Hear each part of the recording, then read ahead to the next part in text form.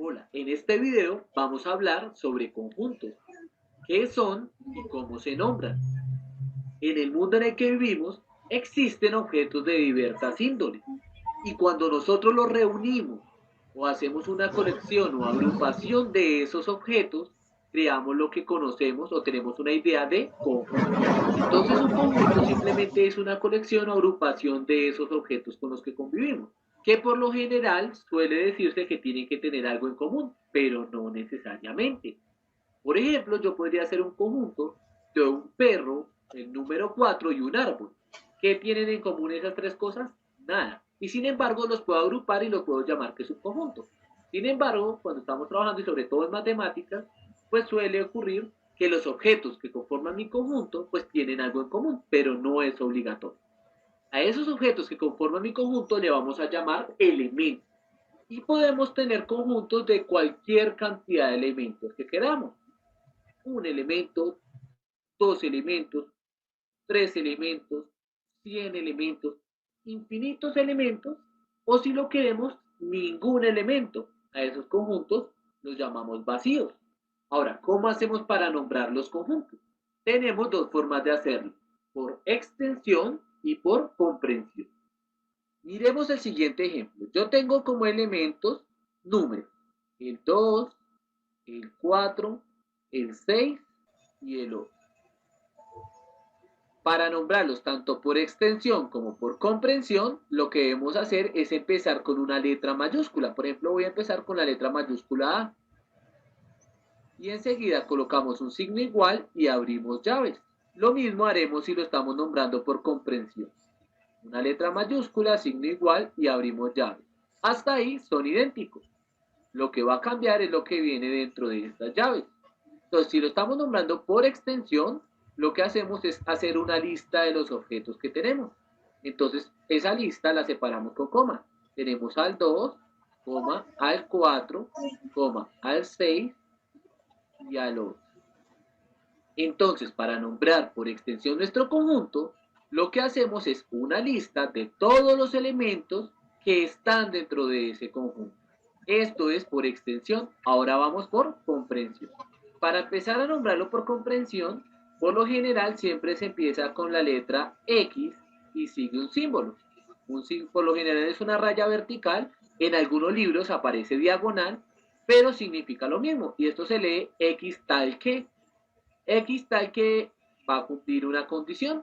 Y en lo siguiente tenemos que describir esa condición, como ponerle una definición. Entonces, ¿qué deben cumplir estos objetos para poder entrar a mi conjunto? Son números, pero no puedo colocar acá que son números, porque si no entraría el 1, el 3, el 5, el 7, el 9, y esos no son los que yo tengo acá. Entonces podemos decir, X tal que X es un número par, pero no son todos los números pares. Entonces aclaremos, mayor que 1 y menor que 9.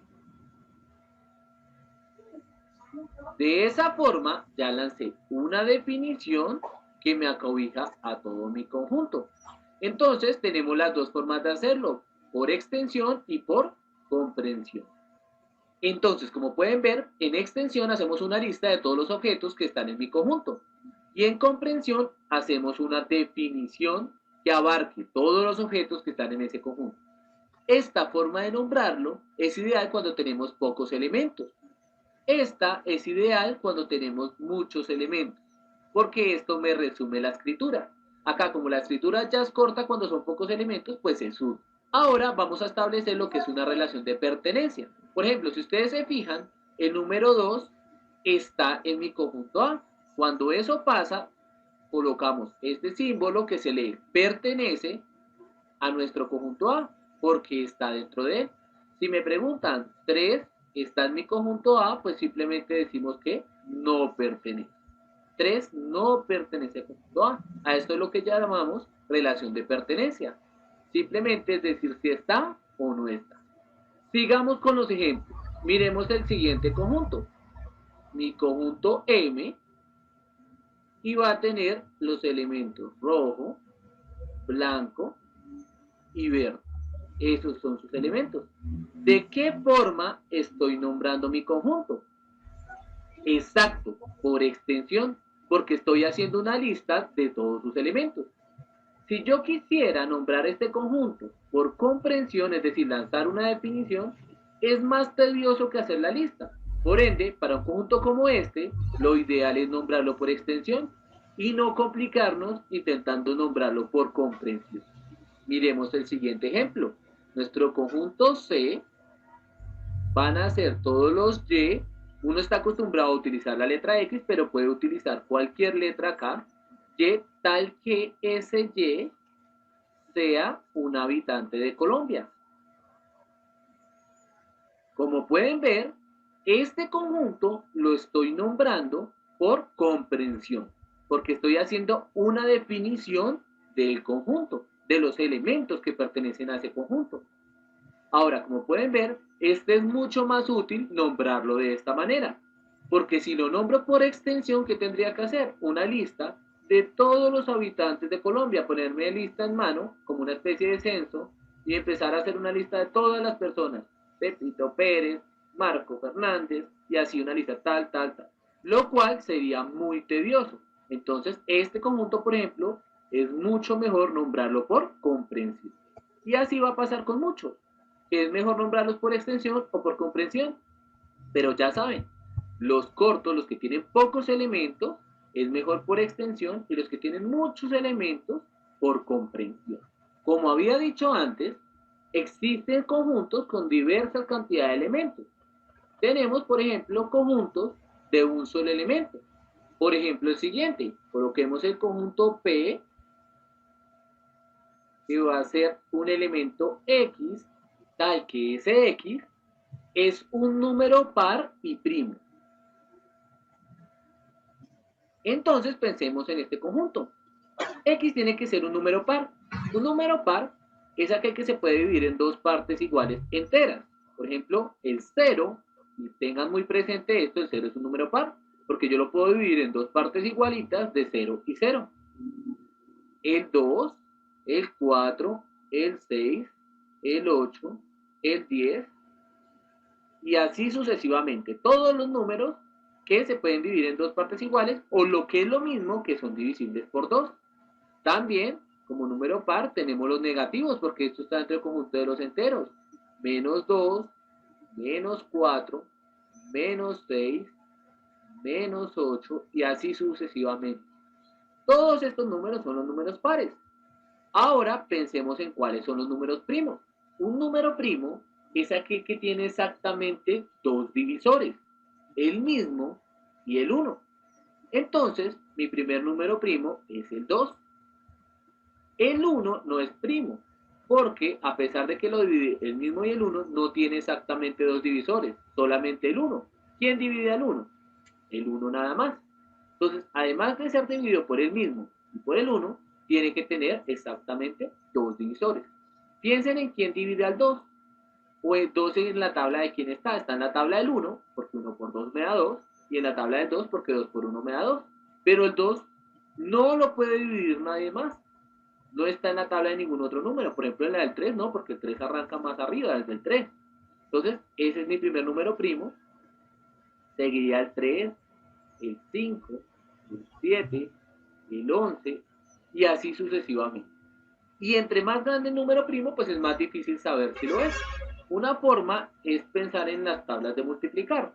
Si yo les pregunto, por ejemplo, 23 es un número primo, pues lo que tendrían que hacer es mirar si alguna tabla de multiplicar nos da 23. Y no hay.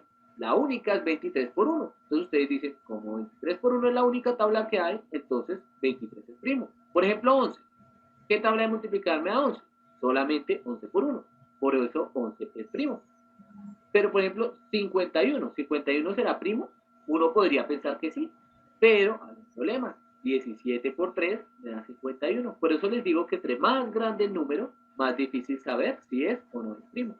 Quedémonos con esos que tenemos acá. Entonces nos están pidiendo un número que cumpla estas dos condiciones, que sea par y primo.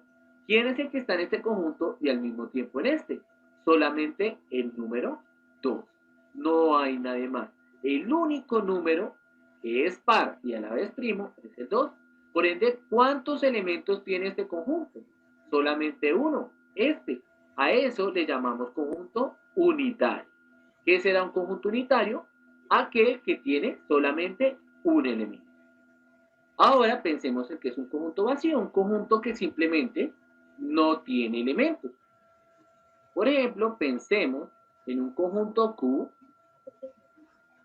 y digamos que vamos a tener un elemento A, tal que A es un número mayor que 2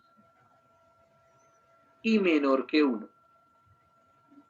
Entonces pensemos, ¿qué número cumplirá la condición de ser al mismo tiempo mayor que 2, 3, 4, 5, 6, 7, 8, pero menor que 1? No existe. Entonces, como no existe alguien que cumpla esta condición, decimos que el conjunto es vacío, no tiene elementos. Una forma de simbolizarlo es con este simbolito que tenemos acá. Este es el símbolo de vacío. Otra forma es, por ejemplo, colocar el conjunto Q es igual, abrimos llave, y no colocar nada dentro de las llaves. Eso también simboliza que el conjunto es vacío. Pero por ejemplo ustedes quieren sonar un poco más convincentes y entonces abren llaves, meten el símbolo y cierran. Esto no se debe hacer. Esto no es un conjunto vacío, porque dentro de las llaves ya tengo un elemento. Esto es una contradicción, entonces jamás hagan esto. O lo representan con este símbolo, que es el símbolo de vacío, o con las llaves sin nada de eso. Y de ahí para adelante tenemos conjuntos finitos y hasta conjuntos infinitos, como por ejemplo el conjunto de los números, números naturales, números enteros, o conjuntos finitos como el de las vocales, que los podemos contar, 1, 2, 3, 4, 5 elementos. Entonces, esta es la forma como describimos conjuntos, por extensión y por comprensión. Espero que hayas entendido el tema que abordamos en este tutorial. Si te gustó nuestro video, no olvides darle me gusta y suscribirte a nuestro canal.